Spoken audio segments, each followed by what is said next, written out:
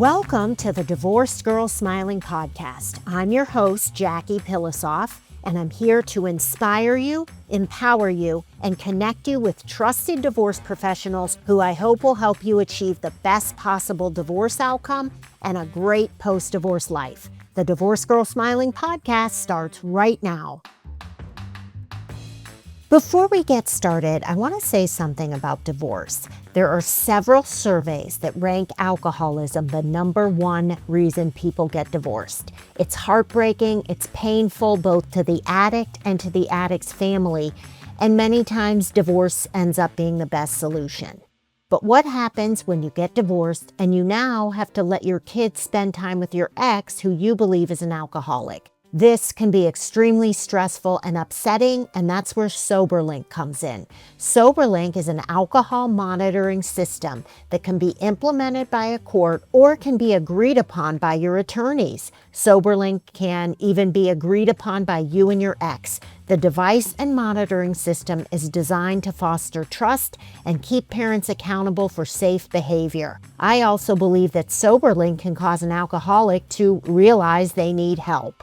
If you want to learn more about this wonderful, wonderful system, go to soberlink.com/DGS and you will receive a $100 gift card. I also want to tell you about a wonderful divorce lawyer named Colleen Breens. Colleen is a partner at Bierman in Chicago, and I have known her for a few years now. She's a wonderful litigator if need be, but she's also committed to practical, creative solutions in the mediation and collaborative divorce processes. If you want to learn more about Colleen, you can find her on the Bierman website, and you can find both Colleen and SoberLink in the Trusted Professional section of Divorced Girl Smiling. People often ask me when they're getting divorced, how am I going to get through mediation? I can't even look at him. Or I'm so angry that I don't even know if I can have a conversation. And so today I want to talk about communication. Specifically, and this was my guest's idea for the topic, obstacles to effective communication. So we're going to talk about things you should and should not do and ways to communicate that will make you effective or ineffective in your divorce mediation sessions. My guest is divorce mediator, David Lewis. David has been a mediator for 16 years. He's the founder of his practice, Lewis Mediation Services. Hi, David. Hi, Jackie. Thank you for having me on today.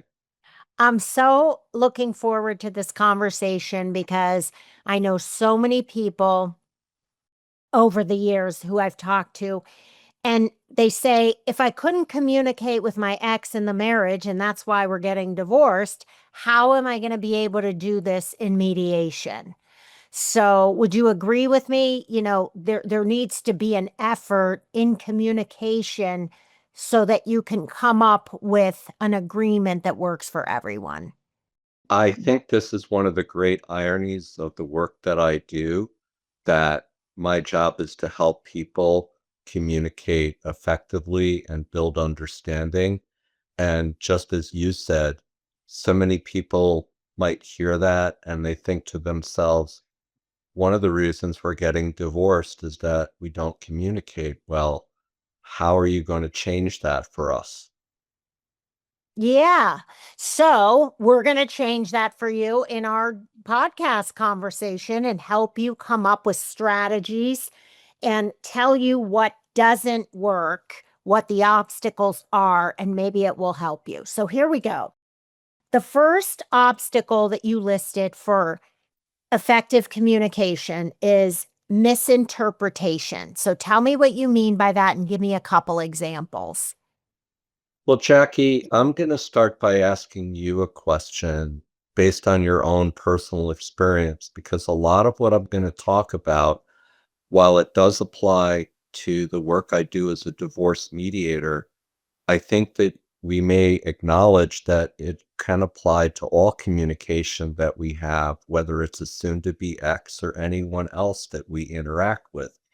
So, Jackie, my question to you is this. How many times have you found yourself in a situation where either you are the one who, after saying something and hearing a response, said, "That's not what I meant," or somebody else said something and you responded and they said, "It's not what I meant"? Right. A lot of times, David, and it is really, um, I don't know, in cases, when someone says that's not what I meant, it means like you didn't hear me. You didn't really hear what I was saying correctly. Yeah, and I want to actually say that what it really has to do with isn't whether or not somebody heard the other person. What it really amounts to is how did the listener interpret what the speaker said? And so, what a lot of mediators are trained to do is to engage with a speaker so that they have the sense that they're being heard, if not by their soon to be ex, at least by the mediator. And I think that has relevance. And at the same time, if I, as the mediator, am not checking in with the listener to probe them for their interpretation of what's being said, we're going to have a gap. And so, what I find a lot is to talk with the listener about their interpretation and then to go back to the speaker and say, is that what your intention was in what you said? Or were you looking for a different interpretation? And oftentimes, the speaker will either say, that's not what I meant, or as more of a direct response to my question, may say, no, not at all. And I think that what can develop from this dialogue is that when the listener understands that their interpretation does not match up with the intention, they're learning something new. And they may react completely differently when they see that the speaker's intention was different than what they thought it was in their interpretation. And this is a building block to building understanding. And when we have understanding of each other, it doesn't mean we have agreement. And yet, it really is an important foundation for building agreement to understand where each other is coming from. And misinterpretation is such an obstacle because we, as the listeners, think we know what's meant. And once we realize, when we realize that it may be different than what we thought, it can be a real game changer in any conversation. All right, give me an example. I need something more concrete. Um, you might have something where one spouse says to the other, it's hard for me to pick something in particular, but their message may be interpreted as, um, "You think I should get a job even though we have 3 small children and it would cost a fortune for daycare." And the speaker may say, "No, that's not what I meant. What I meant was we've got to look at the overall financial picture because we've got a problem to solve here." Okay, I love that example because those are two completely different things. You know as well as I do, when people are in divorce mediation, they're getting divorced. So they obviously had a problem communicating before, and there's so much anger and there's so much resentment. And what you just told me are two completely different things. So they can't see it. But what I want to tell people listening is the mediator's job, and it sounds like, David, this is what you do in your mediations, explain those differences to people so that they can let their guard down and then say, oh, okay, now let's talk about what me going back to work looks like. Basically, I'm in agreement with that. The idea is that getting two people on the same page in terms of what they're talking about, what matters to each of them, and how they're interpreting each other. And it's just something that is often lacking. And it could be because of anger. It could be because all somebody is thinking about is all the uncertainty that they're facing and they are flooded emotionally. And I'm not trying to discount the emotions. Emotions are important. What I'm trying to do is to work through the emotions through helping people to understand each other by letting them have the opportunity after they've spoken and after they acknowledge that perhaps there's a misunderstanding to provide additional information. And this really leads me to talk a little bit about the next obstacle to effective communication, which is the assumptions we make. Okay, And I'm going to cut you off right there because we have to go to a break. And that's what we're going to talk about when we get back from the break. You're listening to the Divorce Girl Smiling podcast. My name is Jackie Pilosoff, and I'm your host. And today we're talking about obstacles to effective communication. My guest is divorce mediator David Lewis. He mediates in Chicago and in New York also. He's been a mediator for 16 years. The name of his company is Lewis Mediation Services. So we're going to take the break and we'll be right back. When I was getting divorced, it felt like there were so many legal terms being thrown at me, and I didn't have a clue what they meant. My lawyer only had a limited time to explain things to me about the process and what we were negotiating briefly, and I found myself intimidated, scared, and anxious throughout the process. The bottom line was I needed to be educated, and I just wasn't. I wish I would have known, I wish it would have been around, about Partwise. Partwise is a divorce education platform, and basically it was developed by Kimberly Miller, a divorce attorney, a licensed marriage and family therapist, and a certified financial planner. She started Partwise to help people get informed and make better decisions during their divorce. Partwise is wonderful. It has 70 tailored modules, 1,000 plus resources, and answers to hundreds of your questions. If you want to learn more, go to part-wise.com and use DGS 2025 for 20% off. I also want to tell you about a wonderful divorce coach named Justin Milrad. He is the founder of his practice, Reclaim and Reboot, and he went through a divorce several years ago. He's a divorced dad, and Justin is wonderful. He can help both men and women, and he's also a CFP, a certified financial planner. Justin is someone who can help you transform your divorce and be your new 2.0. If you want to learn more, you can find him at reclaimandreboot.me. And you can find both Justin and Partwise in the Trusted Professional section of Divorced Girl Smiling. Welcome back to the Divorced Girl Smiling podcast. My name is Jackie Pilosoff, and I'm your host. And today I'm here with divorce mediator David Lewis of Lewis Mediation Services. David and I are talking about obstacles to effective communication as they pertain to not just divorce mediation, but in general. So we were just about to go to the second obstacle, which is assumptions. Go ahead, David. What do people do in divorce mediation? Well, in any conversation, they assume what? well, let's talk about just what it means to make an assumption and why assumptions can be very dangerous. And I'll go back and say as well that the longer that we know people, the more we think we know what they're thinking.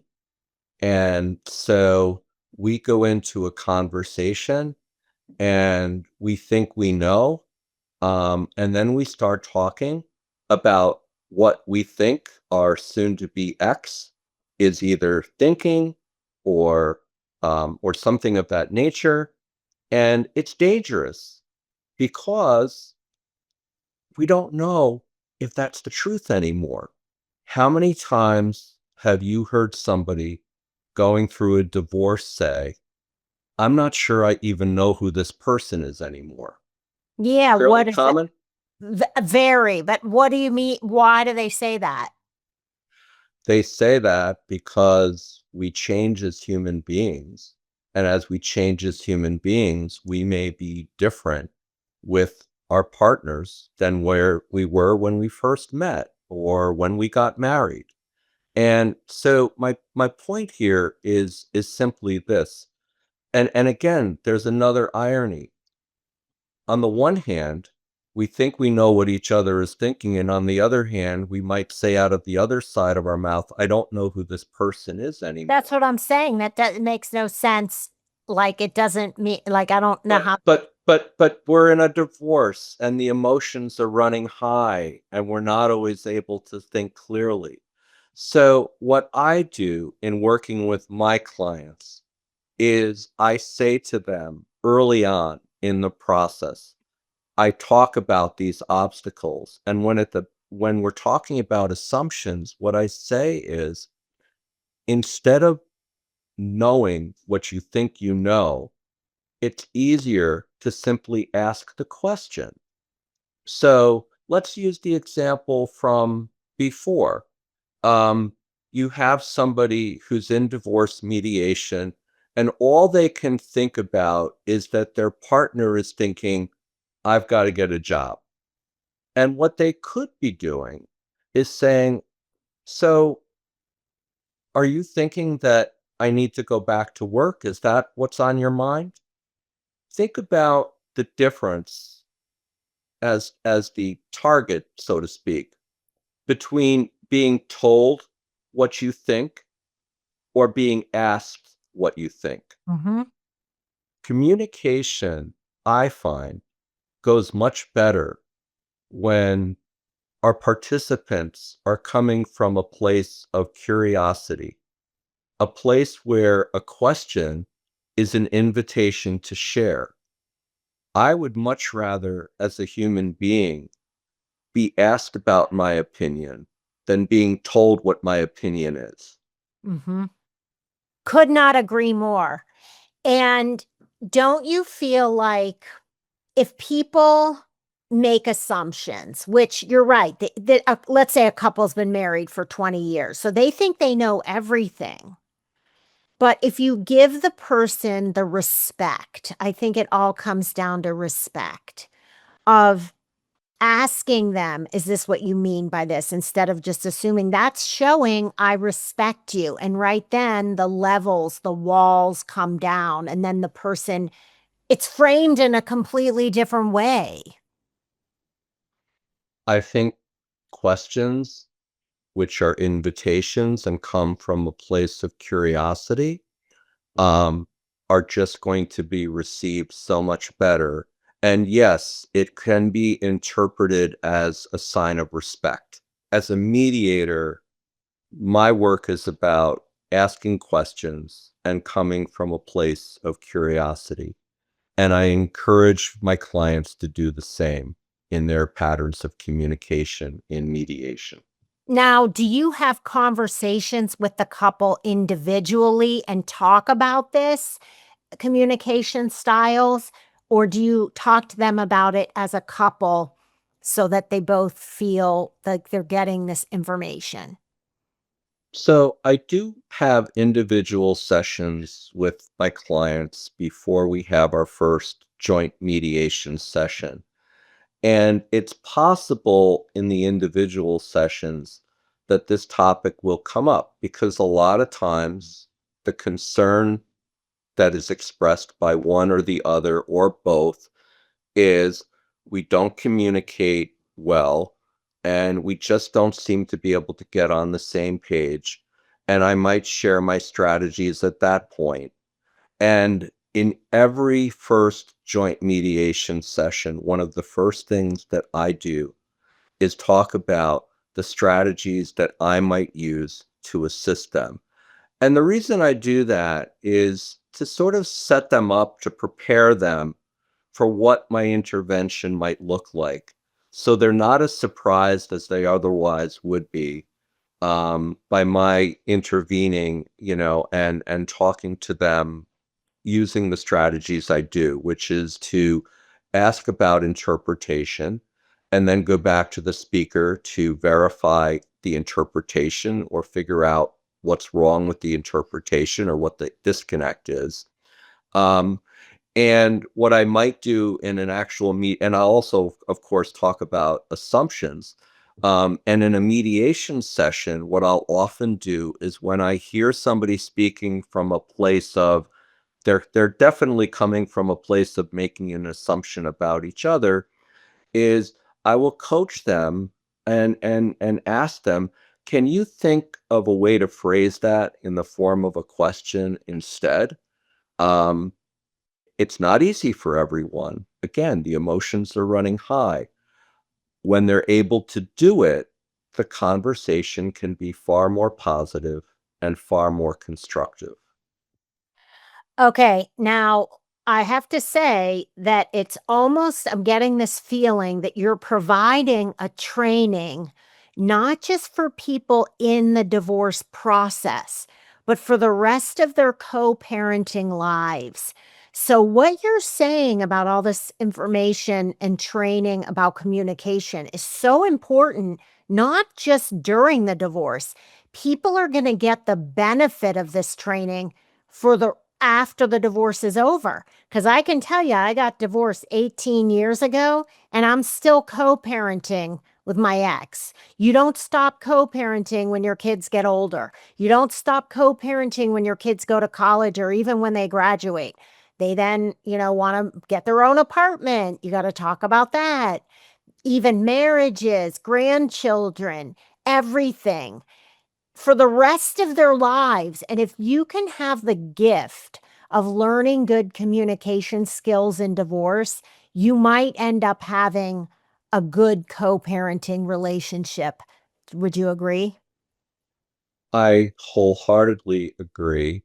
And I would add that not only can it help individuals in terms of their future relationships as co-parents, I would argue that it can help every individual in terms of navigating all of their life relationships. Hmm. Communication is central to how we live and breathe. I could not agree more. You could use it in business. You could use it with your former in laws. You can use it in new relationships. People who get divorced, they want to date again and they want to be in relationships. And if they have better communication skills, you have such a better chance of having a healthier relationship with your new partner, too. I caught myself the other day. I was in a conversation with someone and they said something, and my initial response, the first words that came out of my mouth were somewhat along the line of, "Oh, this is what you said." And I stopped myself and I used my own technique and I said, "Oh, wait a minute. I need to pull back here. This is what I'm interpreting. This is the message that I'm getting from what you're saying. Am I correct?" So it happens. Learning a lot of times also involves unlearning, and it can be harder to unlearn than it can be to learn. I would totally agree. Okay, there was one more obstacle that you talked about before the podcast when you were telling me about these communication skills, and it was speaking for each other. Tell me about that. How is that an obstacle? So I'm going to offer a metaphor, the same one that I offer to my clients, that I want you to imagine that you and your soon to be ex are neighbors, meaning that you share your backyards are adjacent to each other. And like a lot of neighbors, you have a fence. And hopefully the fence is low because the lower the fence, the easier it is to communicate with each other. And don't we want to be able to communicate with our neighbors? When in a conversation, one person says about the other, this is what they think. This is what they're going to say. This is what they want to do, where they start to speak for the other person. To me, it looks just the same as going into your neighbor's backyard without their permission. You're trespassing because each person in mediation gets to own their own truth. It doesn't matter whether or not you agree as to whether that person's truth is, it is their truth, and they get to own it, and they get to have their beliefs. The other person may not like it or may not agree with it, but they have to understand, especially going forward, that there's autonomy that's going to occur in terms of our personal lives. Now, going back to what I said before about assumptions, because I think these are very closely related, it's easier and more effective to ask the person a question about what it is they think or what it is they're going to say. And going back to my metaphor, it's equivalent to asking your neighbor's permission to come over and visit. And invitations are received far better than dictates. I don't want to be told by somebody else what I think, but I'm happy to share what I think if I'm invited. And if I share, the person who I'm in a conversation with may come away knowing more about me and having accurate information about me and even understanding me better than they would by just basically copying this attitude that, oh, this must be what they think. Okay, but let's go back to our example. So let's say you're in a mediation and the wife says, well, I already know he wants me to go back to work. And I have these young kids, and I know he's going to try to get me to get a full time job. And I just don't want to do that. Is that an example of speaking for each other? I think it's an example, and I think that my tendency in a situation like that is going to be to ask mom, it feels like there's some things that you're wondering about here.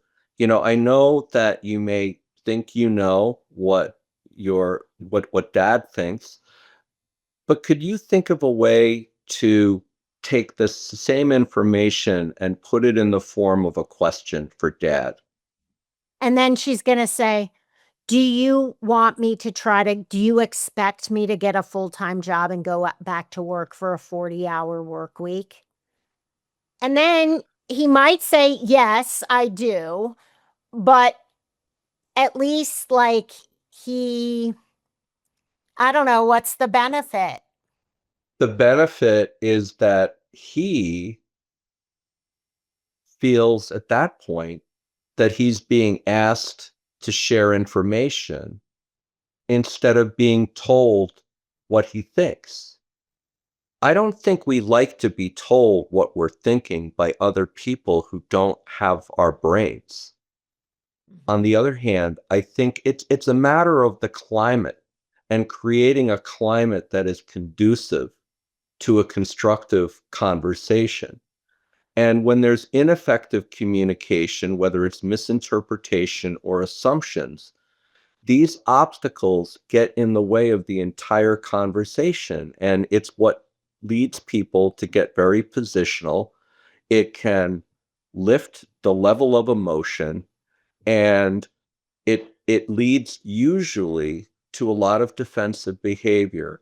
And when we are acting in a defensive mode, we're not going to make any progress because there's a lot of neuroscience that says that when we're defending ourselves, we're not open to learning, and we need to be open to learning in order to move forward.